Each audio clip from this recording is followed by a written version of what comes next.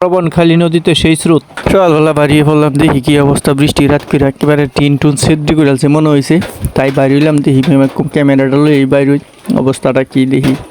বাইরে হইলাম রাস্তার মধ্যে বাইরে দেখি যে ফুলা পানির মধ্যে খেলতেছে।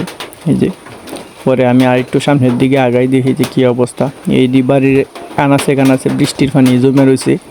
সামনে একটা এই ক্ষেতের মধ্যে একটা চুঙ্গা আছে, চুঙ্গাটা দিয়ে পানি নাইমা কুলাইতে পারতেছে না, এত বৃষ্টি হয়েছে।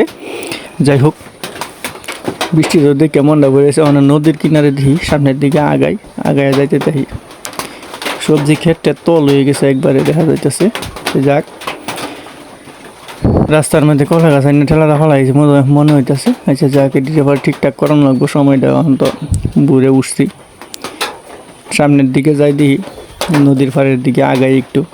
বাড়ি ঘরটা হয়তো সবারই ঠিকঠাক মতোই আছে।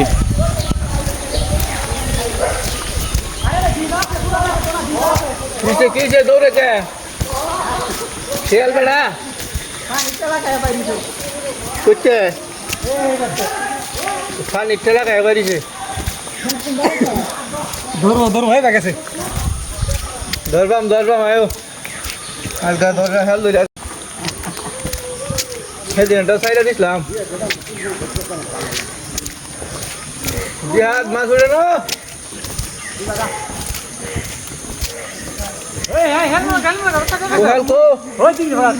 আরে এত পানি নদীর মধ্যে, বাবা দেখছো প্রচুর জল পড়ছে নদীর মধ্যে।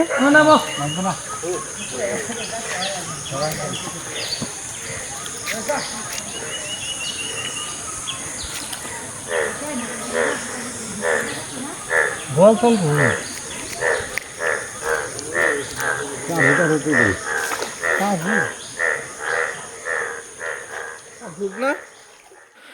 সময় আর নদীর স্রোত কারো জন্যই অপেক্ষা করে না।